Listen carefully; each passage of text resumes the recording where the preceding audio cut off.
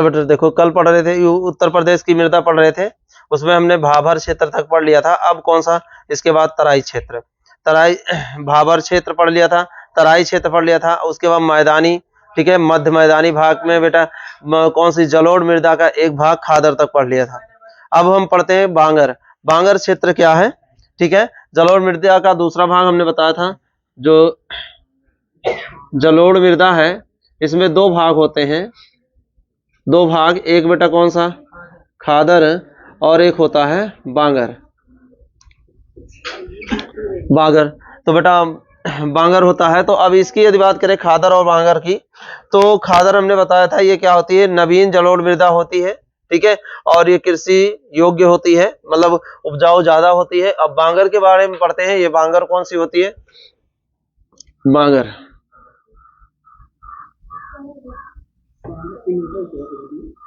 मृदा। इसे बेटा क्या कहा जाता है, यदि इसका भी बात करें कि माने इसे कहा क्या जाता है, क्या नाम दिया जाता है, तो इसे कहा जाता है पुरानी जलोढ़ मृदा, पुरानी जलोढ़ मृदा, जलोढ़ मृदा। अब ये देखो इसका माने निर्माण कैसे होता है, पुरानी जलोढ़ मृदा है ना, किस काल में हुआ है, युग अगर पूछ ले, निर्माण कब हुआ है, निर्माण,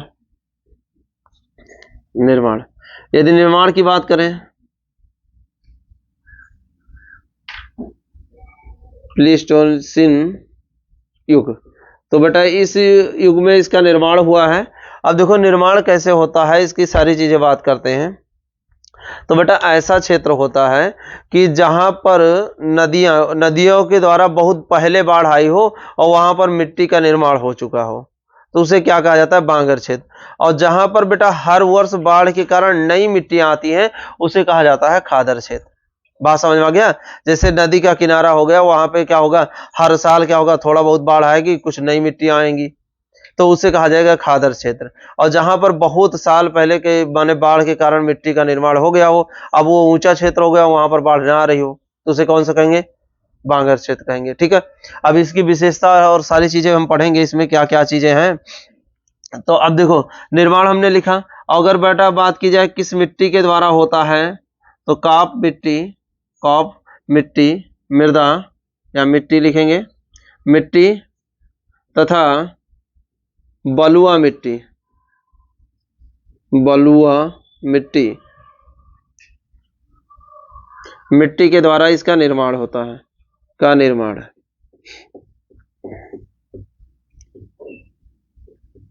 का निर्माण होता है।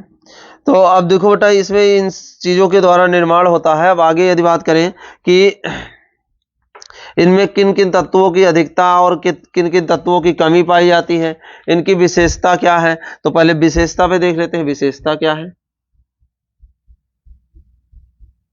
विशेषताएं। तो विशेषताएं अगर देखें तो ये मिट्टी क्या होती है, हल्की भूरे रंग की होंगी, कैसे होंगी, भूरे रंग की, भूरे रंग की, हल्की भूरे रंग की होती हैं। जो हमारे तरफ पाई जाने वाली मृदा है हल्की भूरे रंग की रहती है कि नहीं रहती, ये भूरे रंग की होंगी।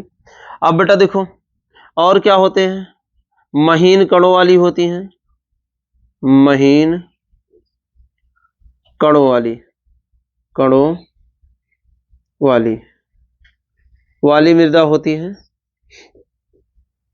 मृदा। अब इसमें बेटा देखो जल सोखने की क्षमता होती है लेकिन खादर से कम, ठीक है, खादर से कम जल सोखने की क्षमता होती है। और अगर बात करें तो इसमें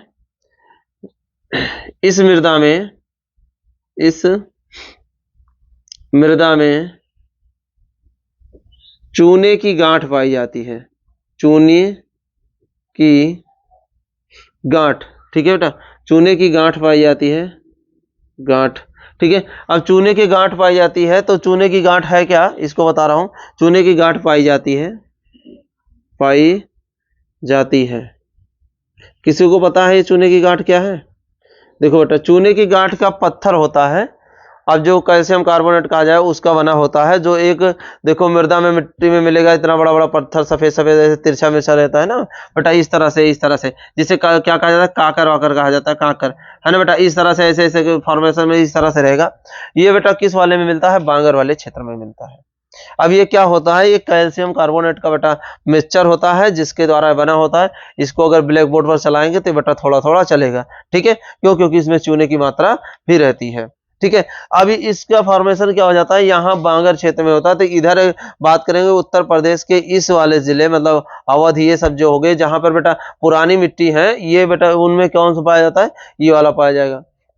इसको जैसे ही हम थोड़ा बहुत नीचे, जैसे मिट्टी के नीचे जाएंगे तैसे मिलना चालू हो जाता है। हाँ, ये धीरे धीरे बेटा खत्म भी हो जाता है। कैसे खत्म होगा कि यदि पानी का भराव अधिक किया जाता है तो वहां से ये धीरे धीरे क्या हो जाता है, खत्म हो जाता है। अब पानी के भराव से कैसे खत्म होगा, तो इसको जैसे समझ लेते हैं। जहां जिस क्षेत्र पर देखो बेटा, अगर किसी क्षेत्र में क्या हो, कंकड़ अधिक हो, तो उसमें अगर पानी भराव करके मिट्टियों का बेटा बार बार जुताई की जा रही है तो उससे क्या होता है, धीरे धीरे ये खत्म हो जाएंगे, है ना। किसी की जैसे खेत में देखो क्या हुआ, खूब दिखाई देते हैं पककर, लेकिन बेटा धीरे धीरे क्या होंगे, उनके माने फसल को उगाते उगाते ये क्या होते, धीरे धीरे बहुत नीचे चले जाएंगे, दिखेंगे नहीं, ठीक है। तो ये चीजें हो जाती हैं इनके कारण, समझ में आ गया। तो ये कहाँ बेटा, अगर बात किया जाए तो अब चूने की गांठ किस मृदा में पाए जाते हैं, बांगर क्षेत्र में चूने की गांठ पाई जाती है। क्लियर है, तो इसको ध्यान रखेंगे। चूने की गांठ मतलब काकर होते हैं, तो इसी के लिए बेटा इसको क्या कहा जाता है, ककरीली मृदा भी कहा जाता है। क्या कहा जाता है, ककरीली मृदा कहा जाता है, ठीक है। अब दूसरी बात करें इसमें, तो बेटा अब और कौन सी चीजें होती हैं इसमें, बेटा देखो खादर से कम उर्वरक शक्ति होती है, ठीक है। उर्वरक शक्ति क्या होती है, उर्वरक शक्ति कम होती है, ठीक है। खादर से कम उर्वरा शक्ति होती है, उर्वरा शक्ति होती है। तो जो खादर मिट्टी होती है उससे कम ये पाई जाती है इसमें शक्तियां, ठीक है। तो ये विशेषताएं थी इनकी, ठीक है। अब बेटा इसके बाद हम पढ़ते हैं कौन सी मृदा आ जाएगी, तो लवणीय मृदा, लवणीय मृदा,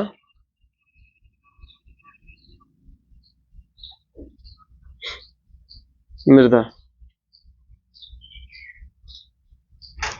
ठीक है। इतना उतार लो, उसके बाद पढ़ा लवणीय मृदा बेटा। तो लवणीय मृदा में देखें, पहले इसके फॉर्मेशन को समझ जाते हैं कि इसका फॉर्मेशन मतलब ये निर्माण कैसे होगा इनका। तो देखो बेटा, निर्माण कैसे होता है कि कहीं पर ऐसी मृदा हो जो कि कम उपजाऊ हो, ठीक है, और अधिक उर्वरक का प्रयोग किया जाए। देखो ध्यान से समझ लेंगे कि जैसे मान लो ये क्षेत्र क्या है बेटा, ये कम उपजाऊ है। अब यहां पर किसी के द्वारा बेटा ज्यादा फर्टिलाइजर का प्रयोग किया जा रहा है, माने खादों का ज्यादा प्रयोग किया जा रहा है, दवाओं का ज्यादा प्रयोग किया जा रहा है। अब इस मृदा का बेटा क्या हो, यहां से ट्रांसफर होकर इधर चली आई, यहां पर कहीं पर ये स्थानांतरित हो जाए, यहां से स्थानांतरित होकर यहां चली आई, माने किसी के कारण मान लो बहकर चली आई, जल के माध्यम से चली आई, ऐसे बेटा यहां से बेटा यहां जब चली आएगी तो अब इसका तत्व क्या हो जाएगा, लवणीय हो जाएगा। तो इस मिट्टी को ही कहा जाता है लवणीय मृदा।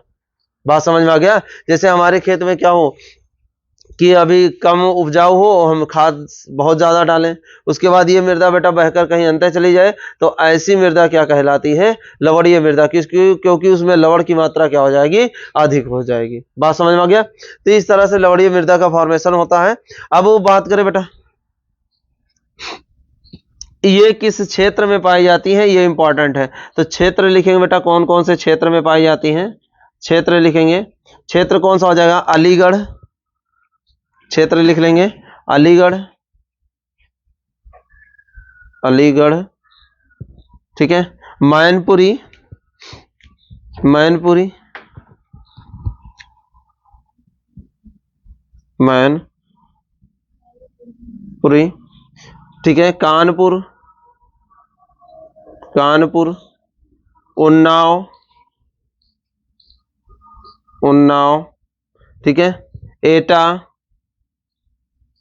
ठीक है, एटा। रायबरेली, राय, ठीक है, रायबरेली, रायबरेली। सुल्तानपुर,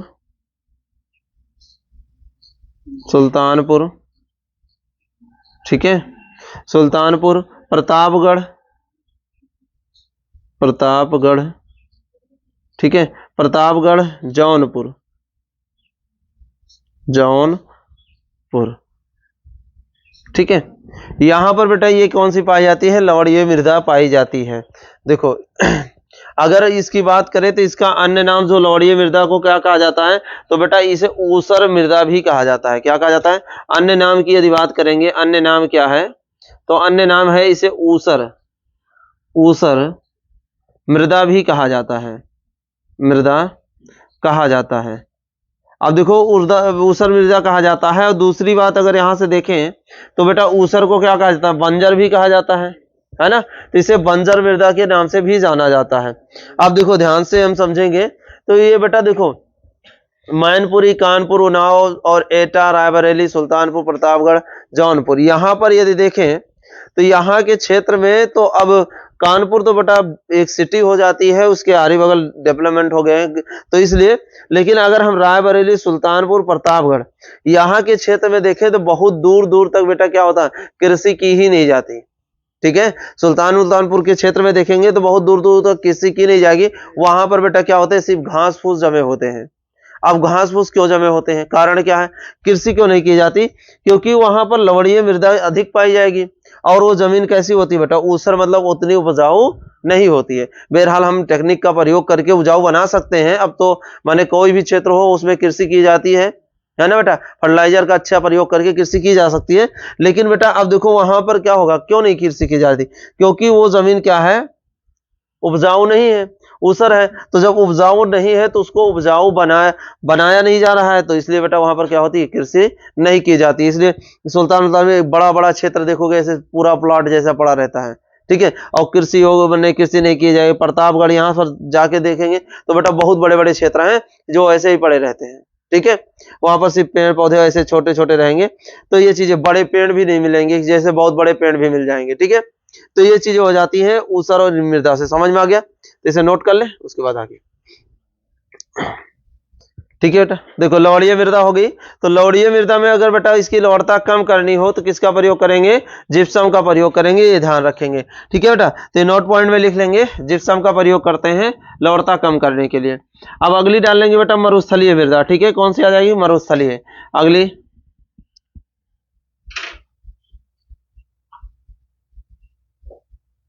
मरुस्थलीय मृदा। देखो अब मरुस्थलीय मृदा की यदि बात करें तो कहां पर पाई जाती है ना। तो बेटा जहां पर शुष्क क्षेत्र होता है, ठीक है, शुष्क या अर्ध शुष्क,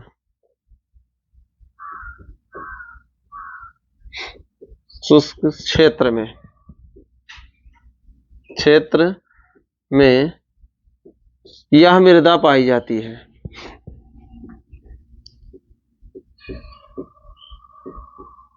पाई जाती है, ठीक है। तो अब देखो यहां पर क्या हो जाएगा? यह मृदा पाई जाती है।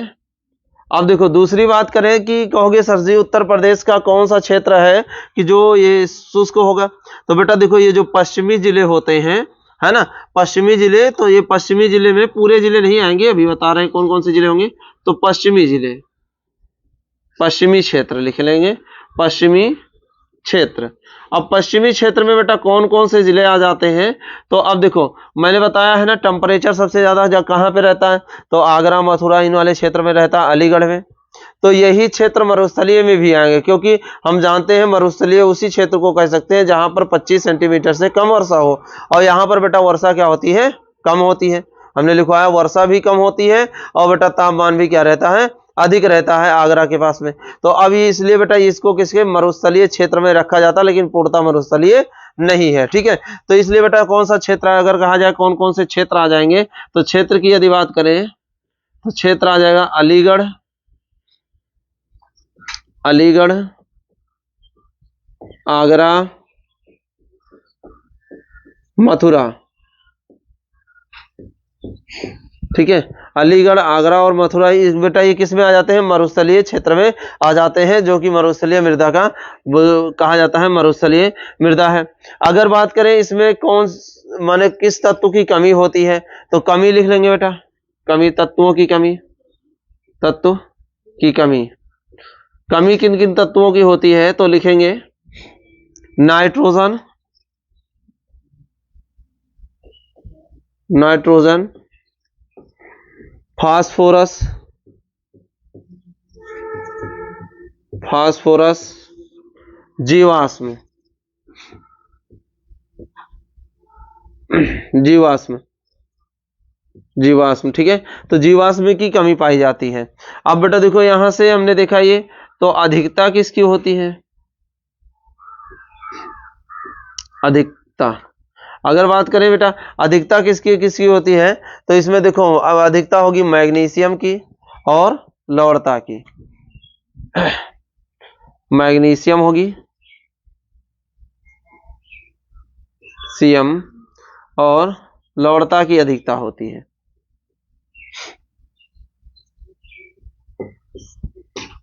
की अधिकता, इनकी अधिकता पाई जाती है। और यहां पर खेती कैसी की जाती है, खेती की यदि बात करें तो मोटे अनाज,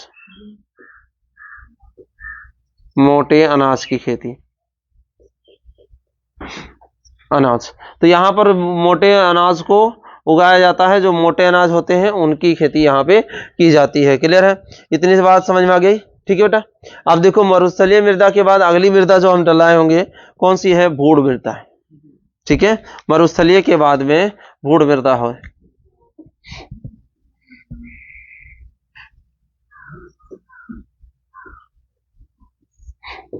देखो अब वो भूड़ मृदा की यदि बात करें तो भूड़ मृदा क्या होता है, देखो भूड़ मृदा क्या होता है बेटा, तो वह मृदा होती है जो बाढ़ के कारण 10 से 20 फीट ऊंचे टीले बन जाते हैं। देखो समझ में आया बेटा, क्या करेंगे कि माने बाढ़ आने के कारण 10 से 20 फीट ऊंचे टीले बन जाए तो उसी को कहा जाता है भूड़ मृदा। जो हमारे तरफ देखने मिलते हैं ना, कहा जाता है भीट, है ना बेटा। तो जो उसका उदाहरण है वो इसी का उदाहरण है, किसका, ये वाला। अब रेगिस्तान में जो टीले बनते हैं बेटा वो किसके, बालू के होते हैं, ठीक है। और यहाँ पर जो मृदा बांगर क्षेत्र या खादर क्षेत्र में बेटा जो माने 10 से 20 फीट ऊंचे टीले बन जाएंगे, उसको किस मृदा के अंतर्गत रखा जाएगा, भूड़ मृदा के। अब भूड़ मृदा की दूसरी डिफिनेशन क्या होती है, जब बेटा क्या हो, माने मिट्टी की ऊपरी परत का जब कटाव हो जाए उसके जस्ट बाद बेटा जो छोटे छोटे कंकड़ मिलने लगते हैं, इस मृदा को क्या कहा जाता है, भूड़ मृदा। तो जहां पर देखोगे 10 से 20 फीट ऊंचे टीले बने होंगे, उनका छोटा सा भाग मिट्टी का जैसे बहाव होगा तो ऐसे कंकड़ मिलने लगेंगे। बात समझ में आ गया। और जब कंकड़ मिलने लगेंगे तो वो क्या, कैसी मृदा हो जाएगी, भूड़ मृदा का उदाहरण हो जाता है। इसीलिए इतना ऊंचा ये क्षेत्र बना भी होता है बेटा, क्यों, क्योंकि कंकड़ होते हैं, ज्यादा मिट्टियां यहाँ से बह नहीं पाती हैं, इसलिए मिट्टियां ज्यादा बहती नहीं, इसलिए इसका क्षेत्र क्या होता है, ऊंचा बना रहता है। नहीं तो धीरे धीरे मिट्टियां क्या हो, बह जाए, ठीक है। तो अब यहाँ पर बेटा क्या होता है कि क्या होगा, बाढ़ के कारण 10 से 20 फीट, लिख लो बेटा, बाढ़ के कारण 10 से 20 फीट ऊंचे टीले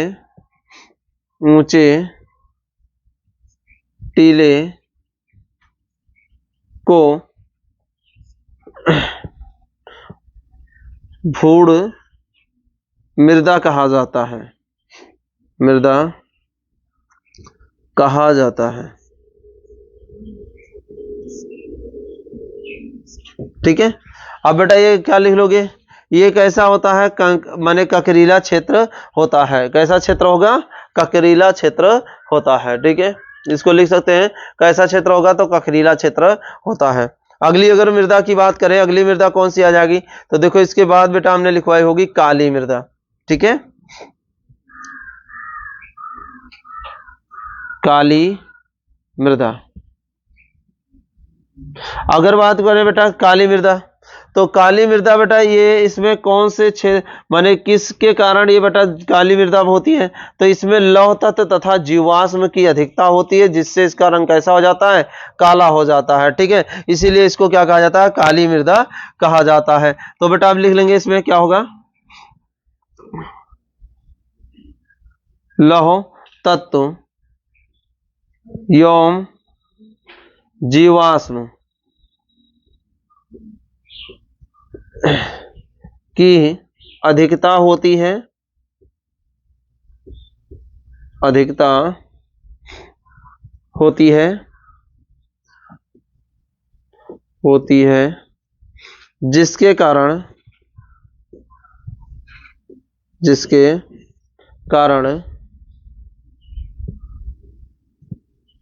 इसका रंग, इसका रंग काला होता है, काला होता है। ठीक है।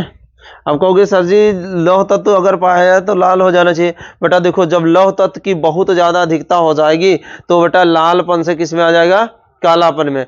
लौह तत्व की कम मात्रा होगी तो वो बेटा कैसा रहेगा, पीला। और जब बेटा लौह तत्व की मात्रा बराबर होगी तो हल्का लाल हो जाएगा। और लौह तत्व की अधिक मात्रा हो जाएगी तो बेटा क्या हो जाएगा, ब्राउन मतलब काले में चला जाएगा। ठीक है। जैसे लोहे में देखते हैं ना बेटा, लोहे में हल्का जंग लगा हो तो उसको ऐसे रगड़ेंगे तो कैसा निकलेगा, पीला पीला ना। लेकिन ज्यादा लग जाए तो बेटा ब्राउन कलर का। तो वैसे बेटा लौह तत्व की इसमें भी होती है। तो अब जब लौह तत्व का इसमें क्या हो जाएगा, काला रंग क्यों हो जाता है, तो इसमें जीवाश्म की अधिकता होती है और बेटा लौह तत्व पाए जाते हैं। हमने बताया सबसे उपजाऊ मिट्टी कौन सी हो जाती है, जिसमें जीवाश्म अधिक होते हैं। तो इसमें जीवाश्म की मात्रा क्या है, अधिक। इसलिए बेटा ये क्या होती है, उपजाऊ मिट्टी होती है। सबसे ज्यादा उर्वरकता बेटा इसमें होती है। देख लेंगे बेटा, सबसे ज्यादा उर्वरकता, सबसे अधिक, अधिक उर्वरा शक्ति, उर्वरा शक्ति, शक्ति।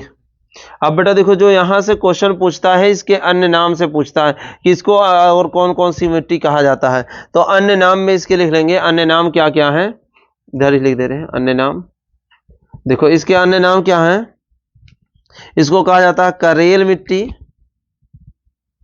करेल मिट्टी। और सबसे ज्यादा जो पूछा गया है कपासी मिट्टी किसे कहा जाता है, तो इसी को कहा जाता है कपासी मृदा। ठीक है, कपासी मिट्टी। तो कपासी मिट्टी क्यों कहा जाता है, कि क्योंकि बेटा कपास के लिए सबसे ज्यादा उपयोगी मिट्टी कौन सी है, तो कौन सी हो जाती है, काली मिट्टी। समझ में आ गया। तो यहाँ पर बेटा इस क्षेत्र में क्या होता है, कपास का सबसे ज्यादा उत्पादन किया जाता है। ये कपास के लिए सबसे ज्यादा उपयोगी मिट्टी है। अगर बेटा इसी को कहा जाए कि स्थानीय भाषा में क्या कहा जाता है, तो हर स्थान पे इसका नाम बदला है, इसे स्थानीय भाषा भी कहा जाता है। इसे याद रखेंगे, स्थानीय भाषा। तो स्थानीय भाषा बेटा, तो स्थानीय भाषा में भी इसको कहा जाता है इस तरह। ठीक है। और इसे एक नाम और दिया जाता है, कौन सा, रेगुर मृदा। लिख लेंगे, एक नाम और है, रेगुर मृदा के नाम से जाना जाता है, रेगुर मृदा। तो रेगुर मृदा के नाम से भी इसे जाना जाता है, रेगुर मृदा के नाम से। ठीक है। तो याद रखेंगे एक इसका एक नाम और भी है, रेगुर मृदा के नाम से जाना जाता है। क्लियर है, बात समझ में आ गया बेटा। इतना लिख लें, इसके बाद आगे बताते हैं। चलो बेटा देखो, तो अब कहोगे सर जी ये माने काली मृदा किस किस क्षेत्र में पाई जाती है। तो अब देखें काली मृदा कहाँ कहाँ पे पाई जाएगी। तो ये पश्चिमी जिले में, पश्चिमी जिले हमने लिखवाया है ना। पश्चिमी जिले बेटा जो ये तुम्हारे पड़ जाएंगे आगरा, मथुरा और क्या कहते हैं अलीगढ़, ठीक है, बागपत, गाजियाबाद, इन सब क्षेत्रों में कौन सी मृदा पाई जाती है, यही मृदा पाई जाती है। ठीक है। अब उसके बाद और कहाँ पे, बुंदेलखंडीय क्षेत्र में, इसको भी हमने पढ़ाया, बुंदेलखंडीय क्षेत्र कौन सा होता है। तो लिख लेंगे बेटा कहाँ पाई जाती है, पश्चिमी जिले तथा क्या कहता है बुंदेलखंडीय क्षेत्र में। ठीक है, लिख लो पश्चिमी जिले और बुंदेलखंडीय क्षेत्र में। अब उसके बाद देखो तीसरा इसके टाइप में पढ़ते हैं कि दक्षिणी माने दक्षिण के पठारीय क्षेत्र की मृदा। ठीक है, दक्षिण के पठारीय क्षेत्र की मृदा, दक्षिण के पठारीय क्षेत्र की, पठारी क्षेत्र की मृदा, क्षेत्र की मृदा, पठारी क्षेत्र की मृदा। तो यहां से पढ़ते हैं बेटा, देखो पहली मृदा की यदि बात करें पठारी क्षेत्र की मृदा, तो अब ये पूछेगा पठारी क्षेत्र की मृदा का निर्माण कब हुआ है। ठीक है, निर्माण पूछेगा कि निर्माण कब हुआ है, तो लिखेंगे निर्माण, निर्माण। प्री कैम्ब्रियन काल में, प्री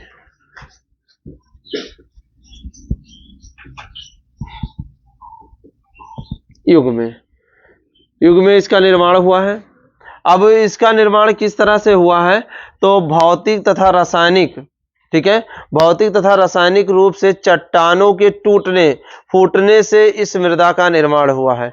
ठीक है, भौतिक रासायनिक जो होते हैं बेटा, भौतिक रासायनिक और प्राकृतिक आपदा, ये कह सकते हैं प्राकृतिक आपदा, जैविक क्रियाएं, इन सब के कारण जो चट्टानें टूटी और टूटकर बेटा उनसे मिट्टियों का निर्माण हुआ। मैंने शुरू में बताया है, चट्टानें जब टूटती हैं बेटा धीरे धीरे उनसे मिट्टियों का निर्माण होता है। ऐसे बेटा हमारे दक्षिण के जो पठारी क्षेत्र हैं वहां पर भी क्या हुआ कि भौतिक रासायनिक गुण तथा क्या होगा जैविक क्रियाएं और बेटा प्राकृतिक आपदा के कारण जब चट्टानें टूटी तो बेटा नदियों के द्वारा बहते बहते रगड़ से मिट्टियों का क्या हुआ निर्माण धीरे धीरे होने लगा। ठीक है, तो अब ये बात करें कि ये किस किस क्षेत्र में पाई जाती हैं, तो क्षेत्र देख लें कि क्षेत्र कौन कौन से क्षेत्र में अधिक पाई जाती हैं।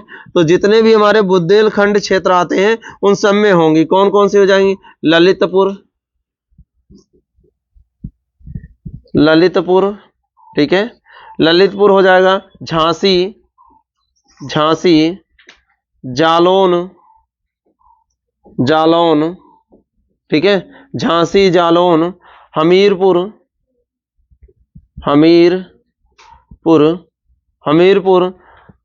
और बेटा हमीरपुर, बांदा, महोबा,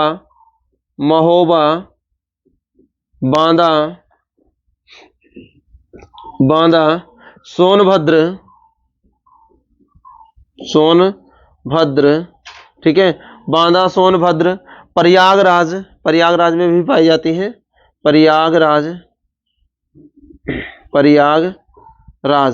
ठीक है। तो प्रयागराज में पूरे में नहीं पाई जाती बेटा, प्रयागराज के कुछ हिस्से में पाई जाते हैं। मिर्जापुर में पाई जाएगी, ठीक है। तो ये नहीं कहेंगे प्रयागराज पूरे प्रयागराज में पाई जाती है, तो प्रयागराज के कुछ हिस्से में पाई जाती है। मिर्जापुर में मृदा मिलेगी, ठीक है। सोनभद्र तो बता ही दिया कि सोनभद्र में होगी, ठीक है। और बेटा बचा चंदौली, इन क्षेत्रों में बेटा क्या होती है, ये मृदा पाई जाती है। एक क्षेत्र और है चित्रकूट बेटा, चित्रकूट, कौन सा, चित्रकूट, तो चित्रकूट, इन क्षेत्रों में क्या हो जाती है, ये मृदा पाई जाती है, ये वाली मृदा। ठीक है, बात समझ में आ गया।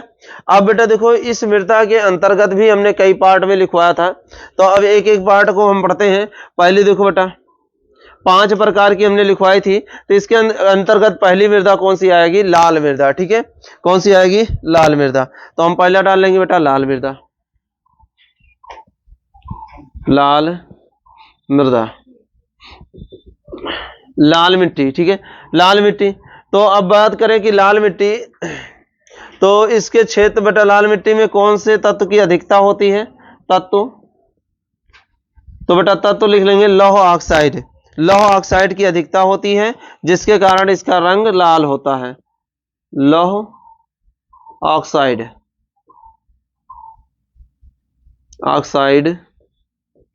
की अधिकता होती है, जिसके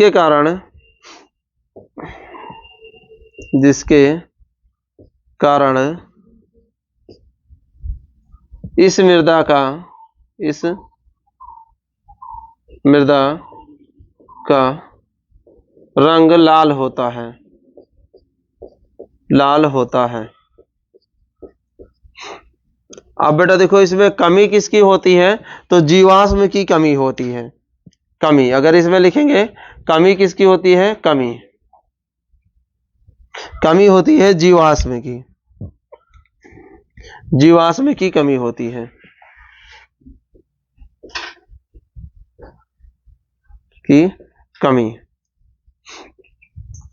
तो जीवाश्म की क्या होती है, ये कमी पाई जाती है। अगर इसके क्षेत्र लिखें कि किस क्षेत्र में है क्षेत्र, तो बेटा दक्षिणी प्रयागराज, कौन सा हो जाएगा, दक्षिणी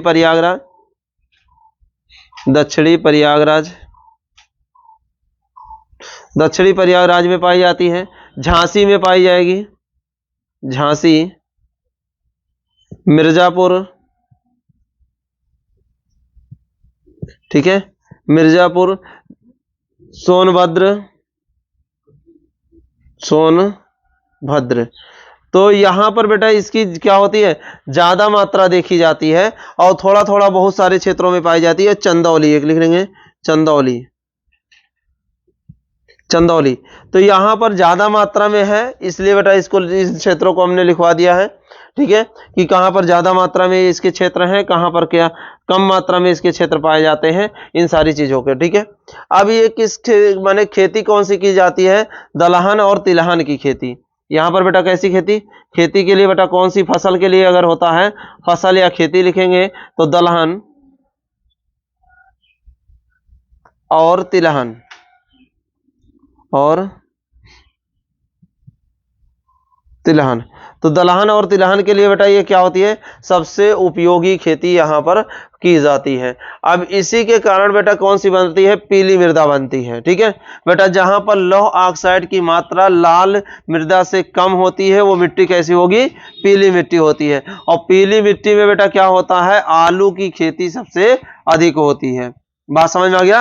आलू वहां पर बेटा सबसे ज्यादा उत्पादन कहाँ पे होता है, पीली मिट्टी में होता है और जल्दी होता है। इसलिए देखो जब मार्केट में पहली बार नई आलू आएगी तो बेटा वो कैसे होगी, माने उसमें पीली पीली मिट्टी लगी होगी, तो वो पीली मिट्टी मृदा वाले क्षेत्र से आई जाती है, ठीक है। अभी एक दो मृदा है जो कि हम कल अगली क्लास में पढ़ेंगे, ठीक है। यहां तक समझ में आ गया सबको, ठीक है बेटा।